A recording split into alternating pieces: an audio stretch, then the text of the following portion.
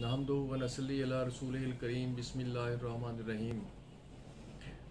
मैं Mian Mohammad Saeed advocate supreme court आपसे मुखातिब हूँ। मैं आइंदा होने वाले पंजाब बार कौंसिल इलेक्शंस में लाहौर सीट से कैंडिडेट हूँ और मेरा सीरियल नंबर 57 है। वकला के मसाइल जो हैं वो पाकिस्तान के क़याम से ही चले आ रहे हैं। 1973 में लीगल प्रैक्टिशनर्स बार काउंसिल्स एक्ट तो बन गया, लेकिन उसके लिए वकला की मैनेजमेंट, डिसिप्लिन और उनकी लाइसेंस ग्रांटिंग प्रोसीजर और बार काउंसिल्स की इस्टेब्लिशमेंट वो तो उसमें प्रोवाइडेड है और इनकी कंप्लेंट्स के हवाले से एक प्रोसीजर दिया गया है। लेकिन वकला के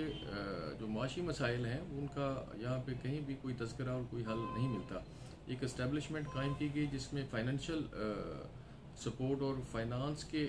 से रिलेटेड कोई भी प्रोविजन इसका हिस्सा नहीं है कि गवर्नमेंट इसको वकला को फाइनेंशियली सपोर्ट करे या उनके लिए लोन का सिस्टम, उनके लिए घर की तामीर का सिस्टम, उनके लिए जो है उनके बच्चों के लिए तालीम के मामलात और उनके दीगर अमूर जो हैं, उनके ऑफिस, लाइब्रेरी, उनके लिए तो ये सारी चीज़ें वकला खुद अपने तौर पे करते चले आ रहे हैं। तक कि अपने लिटिगेशन के क्लाइंट्स जो हैं उनसे अपनी जो फीस वसूल करते हैं, तो उस हवाले से मैं समझता हूँ कि वकला की माली मुश्किलात को हल करने के लिए एक प्रॉपर लीगल मेकनिज़म की ज़रूरत है और एक लॉ की ज़रूरत है। जिस तरह से किसी भी यहाँ पे स्टेट बैंक में बैंक बने हुए हैं, मैं समझता हूँ कि पूरे पाकिस्तान की बार काउंसिल्स जो है वो कंट्रीब्यूट करके स्टेट बैंक से एक लायर्स बैंक का क़याम हो सकता है और वकला और उनके बच्चों के लिए आला तालीम के लिए जो है वो कॉलेजेस या यूनिवर्सिटी कायम की जा सकती है और दीगर महकमों के ऐसे अदारे ऑलरेडी मौजूद भी हैं जो एक मिसाल की हैसियत रखते हैं। तो मैं समझता हूँ कि वकला के और उसके अलावा जो ये वकला की रिटायरमेंट नहीं है, पेंशन नहीं है, तो इंडिया में और दीगर ममालिक में वकला की सुपरैनुएशन की एज पर पेंशन जो है वो बाकायदा तौर पे कानून मौजूद हैं, दी जाती है। लेकिन हमारे मुल्क में ऐसा नहीं है कि 40-50 साल इस अपनी लाइफ का प्राइम टाइम इस प्रोफेशन को देने के बाद भी लोग जो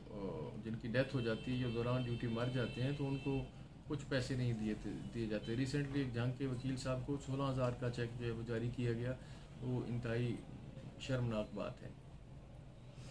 तो इस हवाले से मैं समझता हूँ कि वकला के लिए जो है ना वो एक फ़ंड होना चाहिए और बाकायदा तौर पे उनको रिटायरमेंट पे जिस तरह से दीगर कोई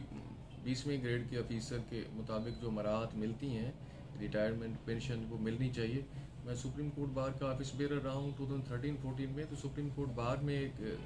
स्पेसिफिक अमाउंट जो है वो 12 करोड़ की वो रखी गई थी और उससे जो